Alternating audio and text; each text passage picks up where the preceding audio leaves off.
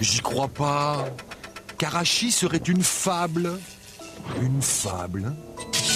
Et moi qui croyais qu'une fable, c'était avec des animaux, des lions et des souris, des loups. Une fable? Écrite par qui d'abord? Mais je m'égare.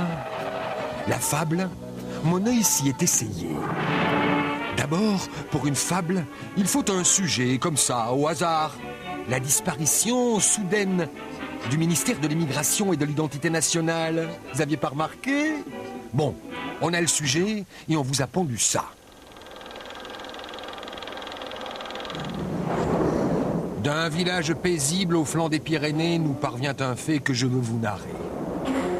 C'est une curieuse histoire de barrières, de frontières, qui nous montre sans phare nos penchants délétères.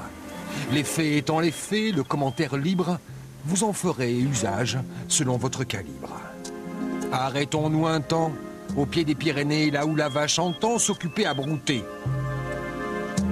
Figurez-vous qu'un jour, en comptant son troupeau, un paysan sérieux et connaissant son lot, fut bien surpris d'avoir, hébergeant dans son pré, 4 fiers bovidés qu'il ne connaissait pas. Allez, chatonne, allez! Et la marron et blanche, elle est là, ça fait 3 ans qu'elle est avec mon troupeau, donc elle est nourrie, blanchie, à mes frais, quoi. Cette visite étrange et quoique accidentelle, de bêtes inconnues augmentait son cheptel, mais il n'en voulait pas, car en venant d'Espagne, tout à 2 pas de là, passant par la campagne, elle négligeait la loi.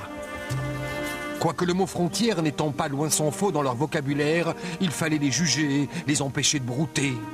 Elle voulait rester paisible et ne se souciait peu de savoir sous quel cieux leur acte est admissible. L'homme comprit donc bien vite que malgré sa conduite, son pré hébergeait des vaches sans papier.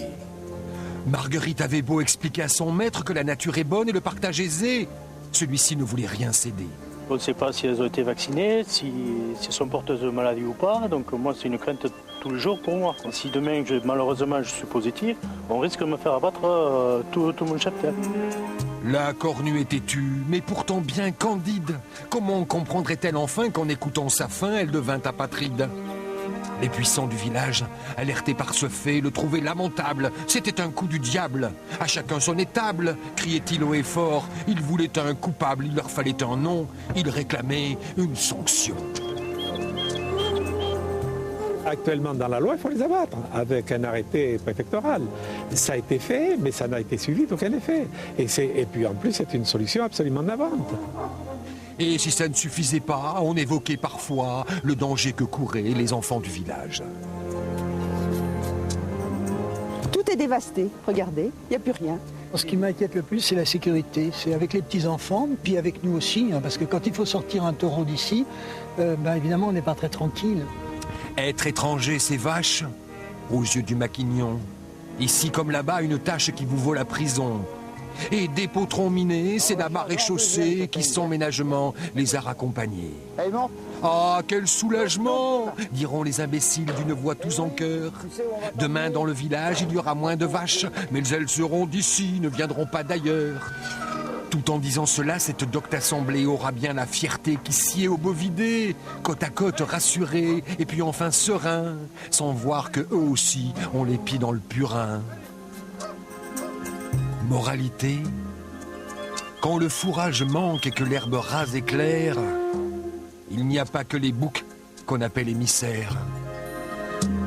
Ouais, on a fait ce qu'on a pu. Il en dit quoi, le patron? Qui peut croire à une fable pareille? Qui peut croire à une femme pareille? Pour apprendre à son tour à écrire une fable, la campagne, y a pas mieux. C'est là qu'il y a les vrais animaux. C'est salissant, peut-être, mais c'est très enrichissant. Si l'on veut aussi s'essayer à la fable, faut commencer par se renseigner, comme un débutant. Qu'est-ce qu'on vient continuer? Environ autour de 50 kilos. Il y a un jaloux. Alors comment on les graisse? Et quand ils se fâchent, Non, ils ne se fâchent pas. Et puis chacun son tour, au boulot. Agriculture et ruralité, ça va pas. Là, ça va. Agriculture et poésie. Alors une fable, une rime en chi, C'est pas simple. Karachi, ça rime à rien. Lyon, à Lyon, ça rime avec rétrocommission. C'est mieux. Et Van Ruymbeck, ça rime avec quoi? Avec prise de bec?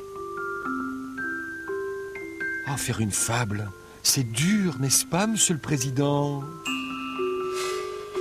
Ah, la poésie, c'est un don. Faut laisser faire les spécialistes. Donnez-nous notre vil-pain quotidien. Quand l'un était au champ, l'autre était à la ville. Je dis, la belle affaire, c'était la brigade financière. Et là, imaginez la scène. Le juge lui dit alors, donnez-moi les noms des coupables. La scène est surréaliste.